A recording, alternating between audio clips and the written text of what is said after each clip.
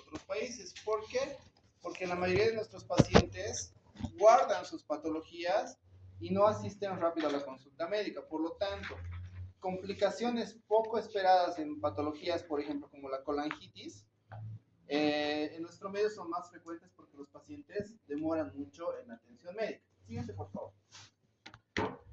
Los abscesos hepáticos son colecciones purulentas localizadas, obviamente, dentro del parénquima hepático y que pueden ser de origen bacteriano, que se llaman abscesos piógenos, puede ser parasitario, que es poco común, pero que también hay que tomarlo en cuenta, que serían los amebianos, y pueden ser con menos frecuencia de otros orígenes, como fúngicos, sobre todo en pacientes inmunosuprimidos, ya sea por la ingesta o la administración de corticoides o pacientes PBBS. ¿Saben qué significa PBBS? Paciente Que vive con el virus del SIDA, ¿verdad? Siguiente, por favor. Cuando hablamos nosotros de epidemiología, hablamos de que estos pacientes generalmente son masculinos, 3-1 respecto a las mujeres. Generalmente su rango etario de edad está de 40 a 50 años. Son dos características importantes y que nosotros tenemos que tomar en cuenta. ¿En ancianos podría haber abscesos hepáticos? Sí, pero lo más frecuente es que haya en la población de 40 a 50 años y que generalmente sea en varones que en mujeres. Siguiente, por favor. Tenemos que diferenciar las etiologías que les decía. Hay abscesos hepáticos piógenos y amebianos. Entonces, cada uno de ellos va a compartir características totalmente diferentes, ¿ya? Por ejemplo, los piógenos generalmente son polimicrobianos y generalmente puede ser con bacterias aerobias y anaerobias, ¿ya?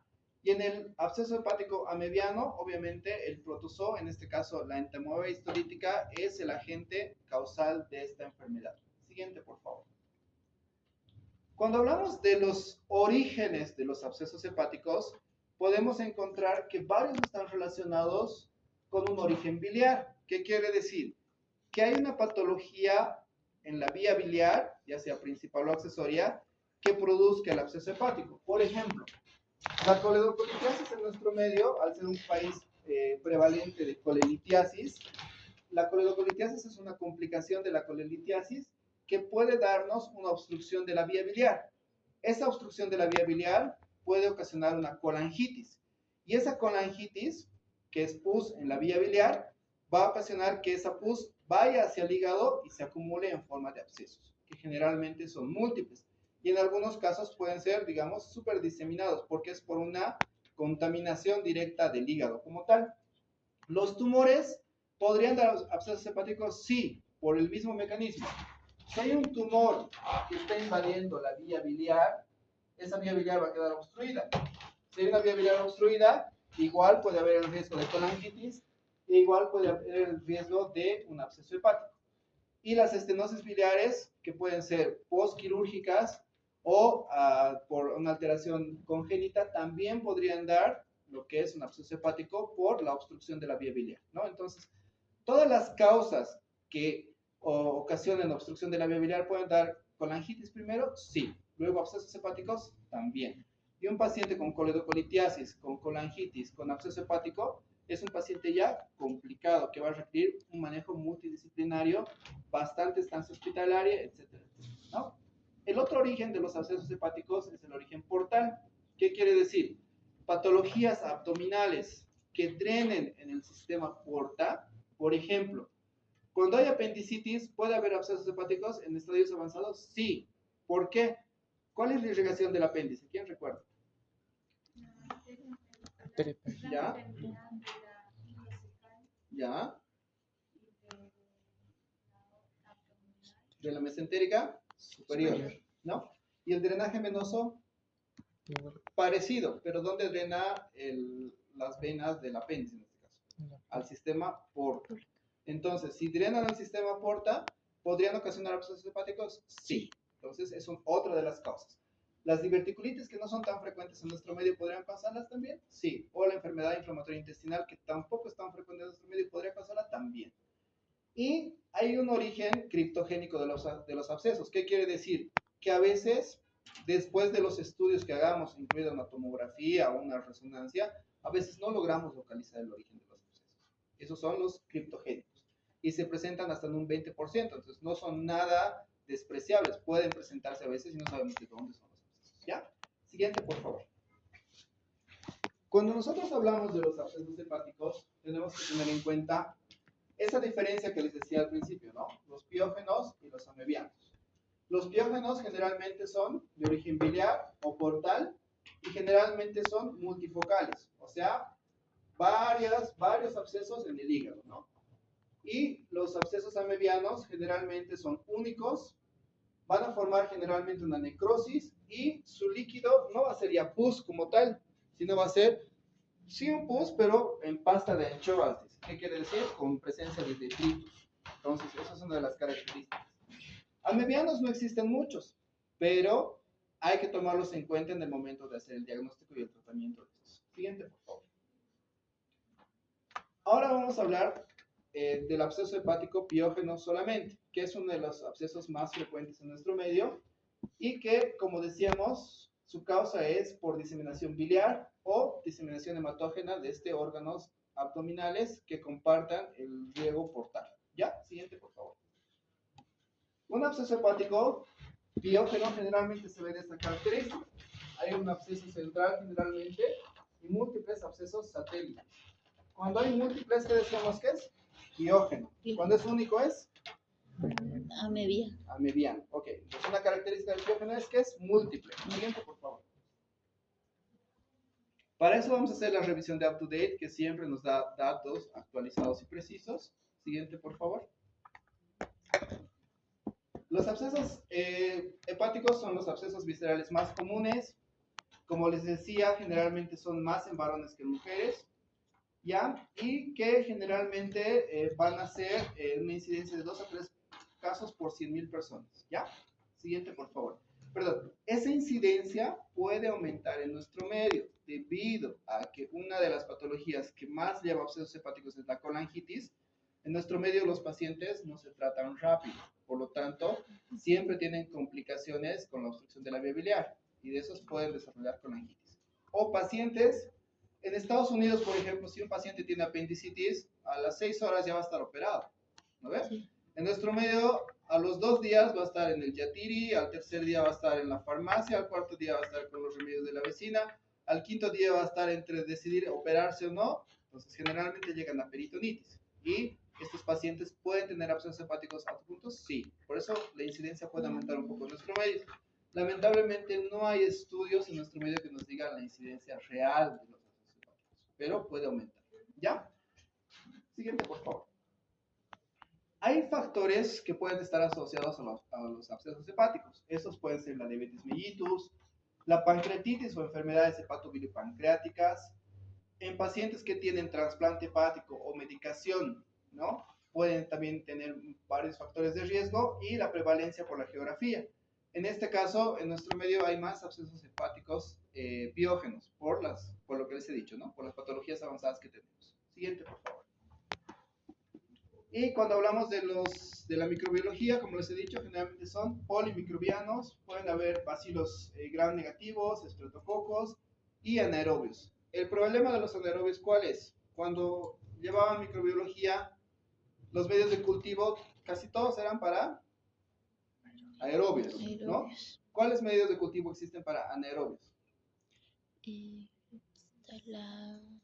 ¿Ves? Empezando de eso, es de que es más difícil el diagnóstico de anaerobios, porque ni siquiera sabemos el medio para hacer el cultivo adecuado de estos gérmenes, ¿no? Entonces, la incidencia real de estos gérmenes es subdiagnosticada, o sea, infradiagnosticada. ¿Qué quiere decir? Deben haber más abscesos hepáticos que compartan gram negativos, gram positivos, anaerobios y aerobios, ¿ya? En este caso, cuando ya vamos a hablar de la medicación, tenemos que dar medicación para los dos, para los aerobios y para los anaerobios. ¿Por qué?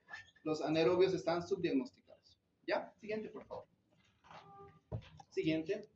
Cuando hablamos de manifestaciones clínicas, pues una de las cosas más importantes y por lo que acuden los pacientes a la consulta de emergencia sobre todo es por dolor. Si un paciente en nuestro medio no tiene dolor, no acude a la consulta. Por más de que se esté muriendo por otras cosas, si no tiene dolor, puede aguantar todavía, dicen, ¿no? Aguanta todavía, ¿no?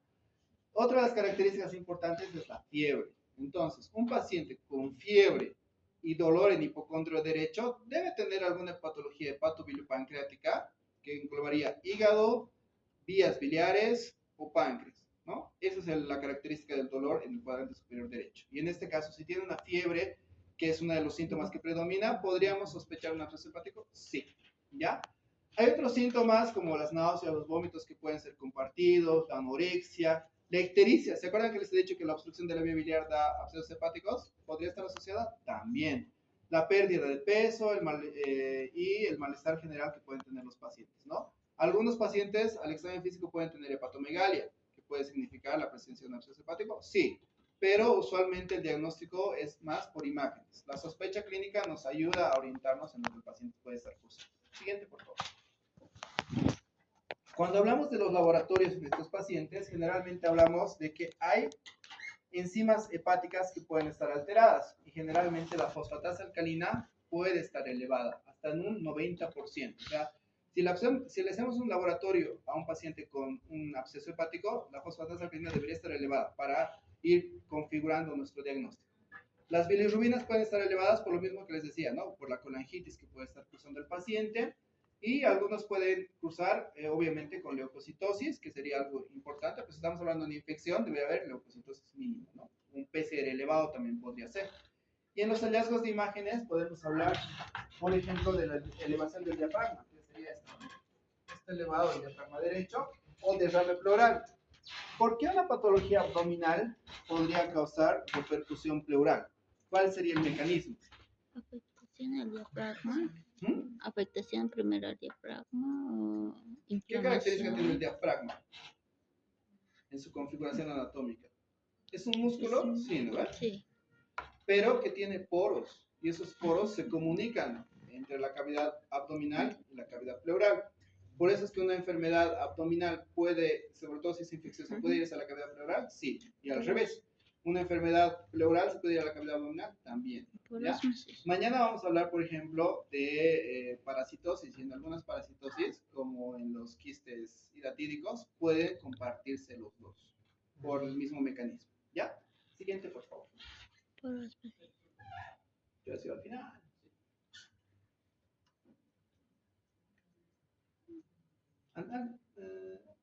Okay. Cuando nosotros hablamos del manejo de estos pacientes, nosotros tenemos que hablar de dos tipos de pacientes. ¿Los dos están cursando con infección?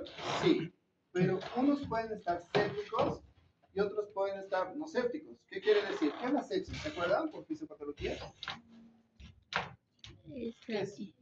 Infección diseminada a la circulación sanguínea. Una sangre, ¿no? Entonces, ¿hay algunos pacientes que pueden tener absceso hepático sin diseminación? Sí, esos serían los no sépticos. Y los sépticos ya tienen repercusión hemodinámica, ya tienen contaminación en la sangre, ¿no? Entonces, para un paciente séptico, sin importar nada, hay que iniciar antibióticos de amplio espectro, ¿no? Y en un paciente no séptico, o sea, que tiene un absceso hepático, pero que no está séptico, podemos posponer esa punción o tenemos que posponer la aspiración para tomar la muestra del absceso, podemos posponer un poco de tiempo y iniciar antibióticos. Lo ideal es en cualquier paciente en general, llega un paciente con diagnóstico de absceso hepático, hacerle una punción, tomar la muestra e iniciar antibióticos. Pero ¿por qué en estos pacientes sépticos a veces no se puede? ¿Por qué los pacientes a veces llegan directamente a terapia intensiva? Pues? Entonces, no lo vamos a tener en terapia intensiva con una patología infecciosa sin antibióticos. Es por esa razón que en esos se puede evitar eso, digamos, no se puede saltar ese paso. ¿Ya? Siguiente, por favor.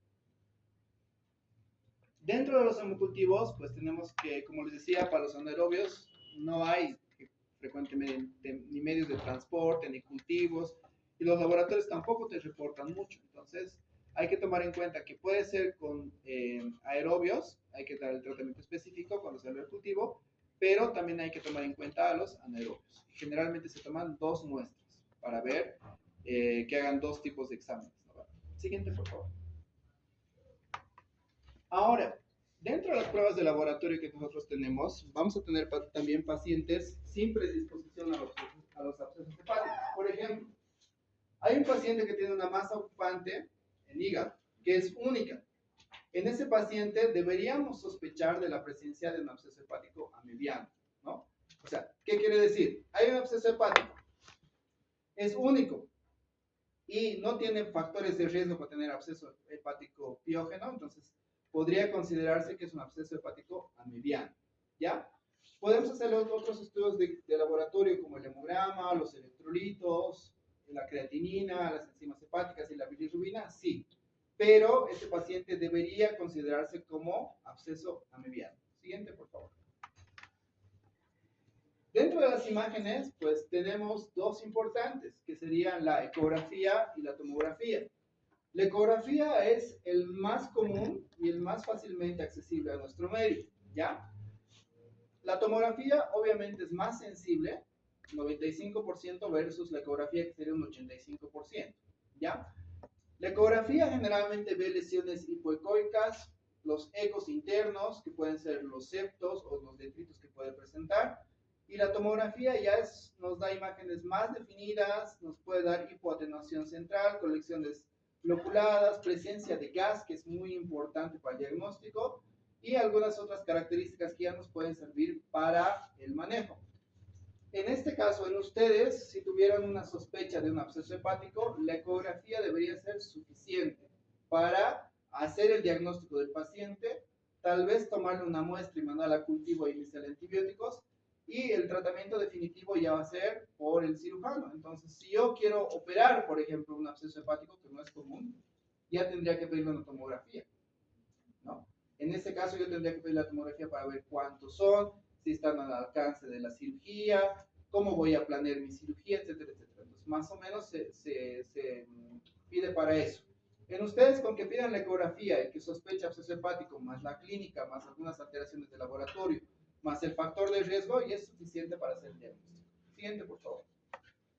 Ahí podemos ver una tomografía con la imagen de un absceso hepático bastante grande, que ocupa básicamente todo el lóbulo derecho y que está diseminado en varios, ¿no? Presenta tabiques, está casi ocupando el lóbulo derecho. Entonces, una cirugía en este tipo de pacientes es complicada. Nosotros pedimos para eso, para saber qué tipo de tratamiento le vamos a hacer. Si le vamos a hacer una resección hepática, podemos hacer una apendectomía derecha, podría ser, porque el absceso es bastante grande, ¿no? Entonces hay que ver de acuerdo a las características de la tomografía para la planeación quirúrgica. Siguiente, por favor. Ahí podemos ver abscesos hepáticos un poquito más pequeños, con la diseminación clásica de lo que es los abscesos piógenos, ¿no? Siguiente, por favor. Ya. Para la obtención de muestras tenemos que ver que puede ser un drenaje guiado por tomografía o por ecografía. La mayoría de los pacientes de absceso hepático debería requerir un catéter de drenaje en algún momento, y el hallazgo que vamos a tener, por ejemplo, si sacamos directamente pus de la aspiración, pues el diagnóstico ya está hecho, ¿no? Un absceso hepático piógeno. Si sacaríamos un pus como crema de anchoas, ¿qué sería? Amibiano. Pregunta examen, ya. Algo así va a haber por ahí. Ya, siguiente, por favor. Ahora, el diagnóstico principal de un absceso hepático piógeno es el absceso amibiano, causado por entamoeba histolítica. Generalmente no son fáciles de distinguir, pero ya les he dicho los factores de riesgo. Si no encuentran en el paciente, si es el absceso único, podría tratarse de un absceso amibiano, ¿ya? Y para el manejo de estos pacientes tenemos que tomar en cuenta los parámetros, ¿ya? Siguiente, por favor. Siguiente. Ok. Entonces, cuando nosotros vamos a manejar un paciente con un absceso hepático piógeno, ya diagnosticado por ecografía, por tomografía, respaldado con la clínica, respaldado por laboratorios, tenemos que ver tres cosas importantes. Si son menos de 5 centímetros, si son más de 5 centímetros o si son múltiples. Cada uno de ellos va a tener un manejo diferente. Siguiente, por favor. En los abscesos hepáticos menores a 5 centímetros y únicos, generalmente va a bastar con una aspiración del contenido, ¿ya? Si son menos de 5 centímetros, y puede estar asociados a antibióticos, ¿ya? En algunos casos es preferible colocar un catéter. ¿Por qué? Porque el drenaje directo con la aguja solo nos va a permitir sacar en tiempo real el contenido purulento. Sin embargo, si nosotros dejamos un catéter en esa cavidad o en ese orificio del absceso, pues vamos a tener mejores resultados. ¿Por qué? Porque el catéter nos va a ir drenando poco a poco con el transcurso de los días y nos va a permitir incluso hacer lavados. Si dejamos un catéter, ese catéter debe permanecer mínimo 7 días o generalmente 7 días. Y cuando solamente hacemos aspiración a ese absceso, generalmente hasta en el 50% de los casos tenemos que volver a repetir la función. Entonces es mejor dejarles un drenaje en ese absceso, ¿no? Siguiente, por favor. Abscesos uniloculares únicos con un diámetro mayor a 5 centímetros. El tratamiento es un drenaje con colocación de catéter. Como decía, puede ser 7 días, tiene una tasa de éxito de hasta el 96%, la mejoría clínica es más rápida, ¿ya?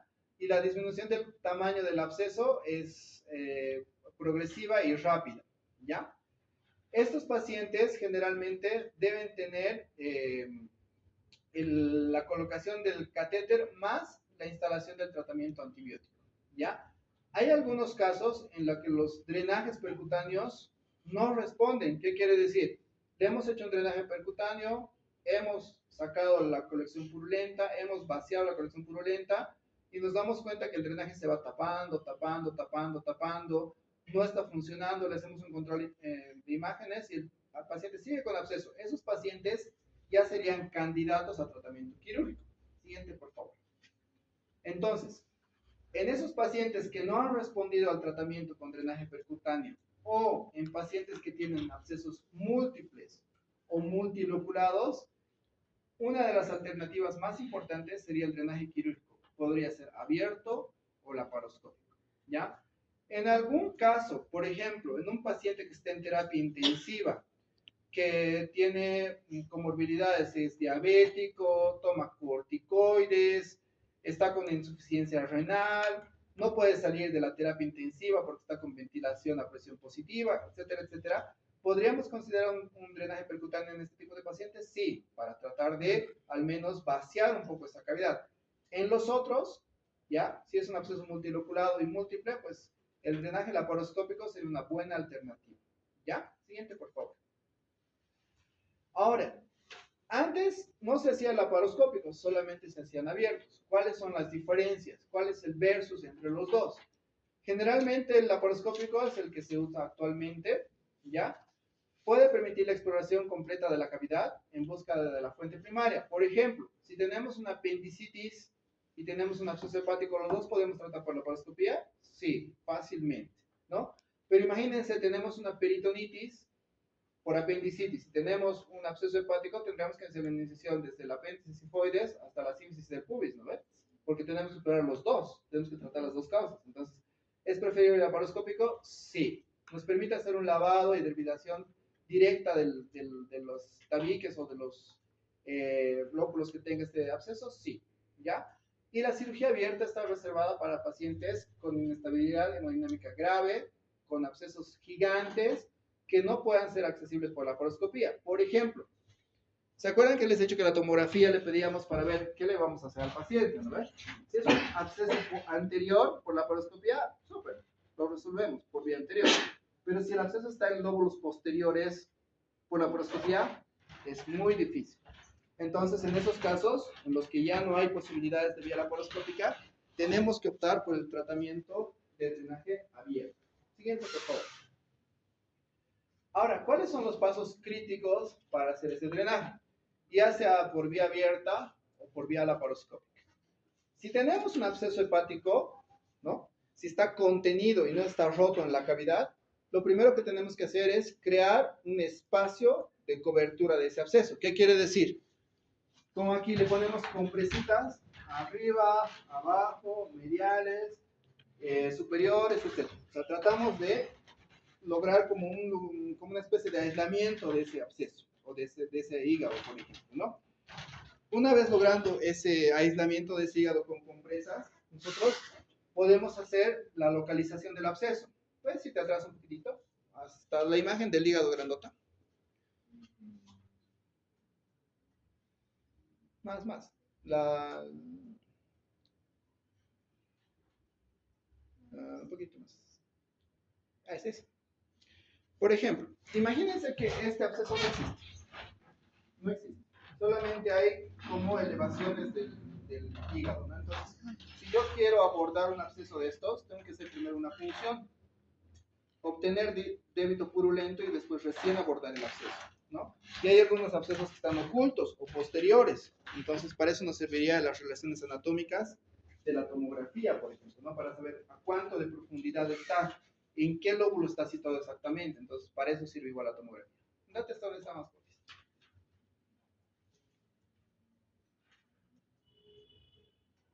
más. Nada más. Ahí. Entonces hacemos la localización con la aspiración, con la aguja, ¿ya? Luego hacemos la incisión, que puede ser la hepatectomía, si es que el absceso está profundo, o directamente la incisión sobre el absceso. Siempre deben liberarse los tabiques internos, porque si le estamos haciendo cirugía es porque el absceso era muy complicado, ¿no ven? Entonces tiene tabiques internos, tiene separación o varias bolsas purulentas, entonces nosotros debemos hacer la liberación. Por vía abierta se hace con el dedito, ¿no? El cirujano entra con el dedo al absceso y trata de liberar todos esos tabiques que puedan haber. Y en vía laparoscópica también se puede hacer con pinzas o con la aspiración incluso, ¿no? El cuarto paso es un lavado exhaustivo de la cavidad del absceso con solución salina hasta obtener un débito claro. Y el quinto paso, uno de los más importantes, es dejar un drenaje. Los libros, la literatura sugieren hacer un drenaje tipo Jackson Pratt.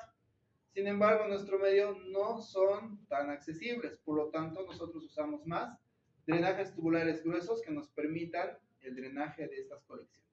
Siguiente, por favor. En los antibióticos, ¿se acuerdan que les he dicho que un absceso o un drenaje de absceso, ya sea por punción, por drenaje percutáneo, por vía laparoscópica o por vía abierta, debe ir acompañado de tratamiento antibiótico? Generalmente son antibióticos parenterales de amplio espectro. Deberían hacerse primero la aspiración y luego recién el inicio de antibióticos, y hemos dicho cuál es la recepción en algún momento, ¿ya? Y tratar estreptococos, bacilos gram negativos y anaerobios. Y si hubiera alguna ligera sospecha de entomóloga histolítica, también hacer el tratamiento antiparasitario. ¿Ya? Siguiente, por favor. Los antibióticos deben durar por un tiempo prolongado. Por ejemplo, en pacientes que se ha hecho un drenaje, pero el drenaje es incompleto, se pueden recibir hasta 4 a 6 semanas de terapia endovenosa y se deben completar cursos de laboratorio de antibióticos por vía oral de forma prolongada, ¿ya? Entonces, los antibióticos son una de las cosas más importantes de los abscesos hepáticos y su duración puede ser larga. La cobertura de estos antibióticos, siguiente por favor, pueden ser varias, ¿no? Ahí mencionamos, por ejemplo, la piperacilina tazobactam, que es uno de los antibióticos más usados actualmente. ¿Por qué creen que usamos pipertazo? Así se llama. ¿Por qué creen que no usamos ceftriaxona, por ejemplo? ¿Han ido a la farmacia últimamente? Perdón, sí. ¿Por qué tiene lo del inhibidor? El inhibidor de... ¿La beta-lactamasa? Sí, es. Ok.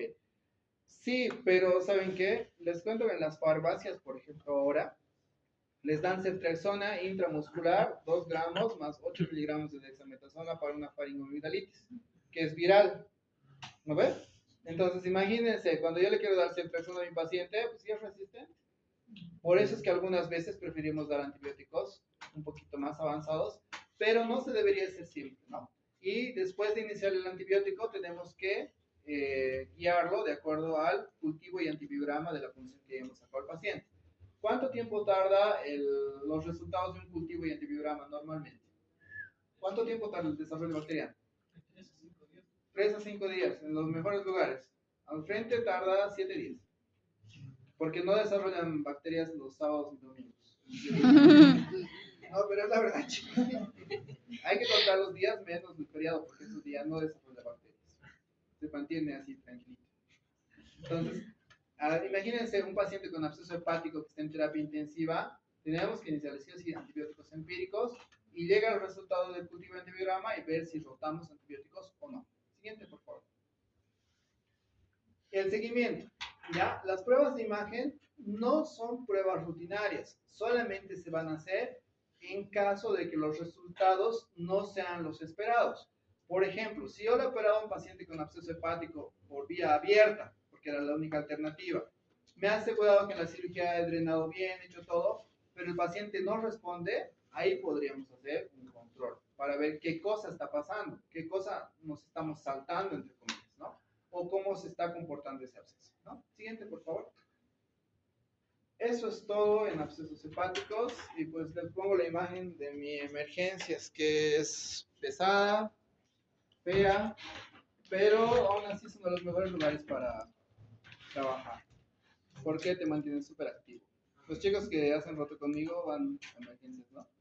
Y ahí se aprende porque se aprende, o sea, no hay otra alternativa. La parte práctica, obviamente, ¿ya? Eso, chicos, mañana nos vemos con histeridactídico. ¿Ya?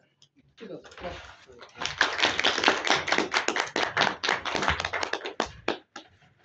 ¿Nos hemos pasado el tiempo? No. Ah.